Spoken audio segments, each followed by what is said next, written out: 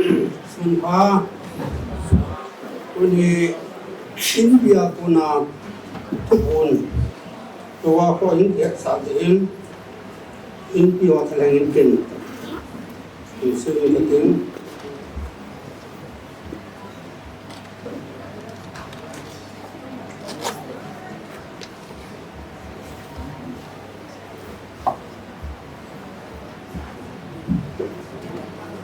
Shillong Jalin Shillong Kubia Kusa mi nam mi teo jo si chunga in pi thalengin ki pa thuang bi sein tunia se no mo in pi ni ngan se nau tai le a che sa ni ku ho a e ho en nam sung han tong na ding nam sung pat thum ding ena kilo nau dan pi ho chunga ko na I bi ham pha tom cha il khat ana so di ji chunga ki neu sa na le ya ki phat lam na ne ya ngaidam hung thum in bi ma ngong ki neu sa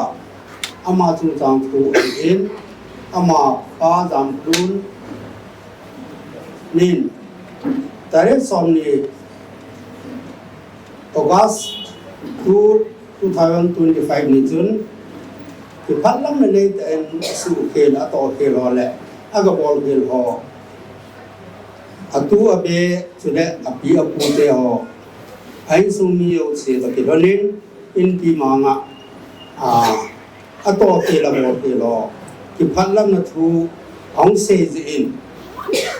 in pi chule to hom pi ho KWS ahin KSO ahin abonin ki hom comment aki neo sa na aki pat lam na thu chu san in au me ti chu in pi in pon do ti ngai nan se ti a chu a thom lam lam kan pon ti hin in sim la hong sa wal ti hin he ti chu he tim ta win tu nu tu ban le mi ga ma ki loi khom hi ji min ki loi khom now ki society hi su min set le ai do le Ibi ham ki pathin ho now cha te ho le ka sim na te le in pi ki loi khom na ho zo si I bon cha wa I bel wat ki divin in pi thalang in tim nang ki ne jin ani chan na aung dong ne ta le sam na thu be sa din ni hi in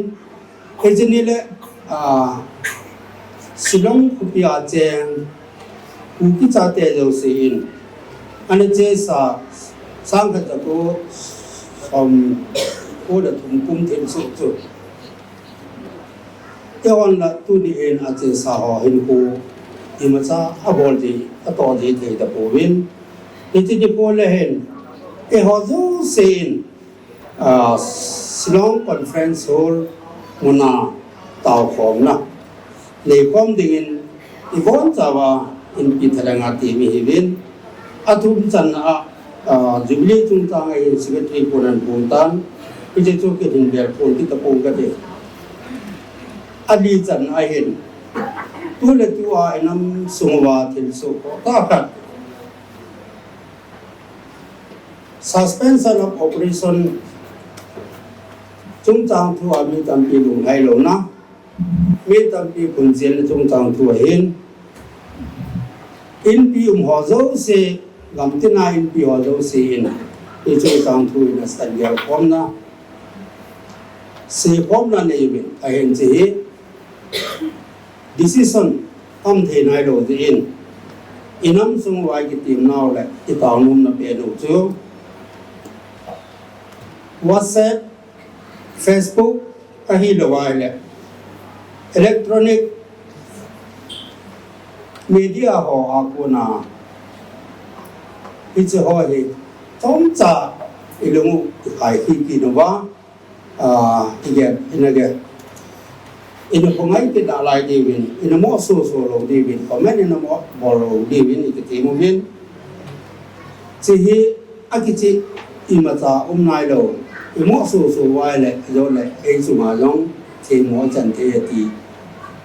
chu in pi in ka taw na hi in a chai le ke ya se ding a yong ta dong ta ki lom lo ta inam tuil la tuin Shillong sunga hin khamna the langa hin khamachal he ki jegen a hafta changti ta lawin ani chang ta bang ni ta bang thu su hi om jing jegen in pin amo ki sa he jegen chile inam mu bin jong akide pon inam mini ta bang thu hi WhatsApp dunga ki za akimua akiza teng le za ta na ai lo le no na hi isa su ke ti hi no hin i chai hin in pi in ai te le hi ta bang thil palo ho inam songwa mi gam songai i hul din na wa ha tom ta ta i hu sa na wa hi ta bang thil palo ho de lo ho hi ai sa pang wa bol ben tin ai pun abo ho long ahin the ni hilwa ko the ni po wa inam sungu hi sung siwa ki ba ta lung mong sa rai ni in pin chile loi hom pi ho bungin me mali ni de sa hi bana in pi thalanga kan po ni hin ka ki pai tan chu kan te hechila hi PNC do nalen asi mai en amusit hi pa thangjangam kong sa hi en pa su mang la pa ngam kulit na sa ta ahin boy pi KWS Happy Village Youth Fellowship amo church choir sa hi ben ong long ding golden jubilee ni le hechila hi church choir thalenga asa de hi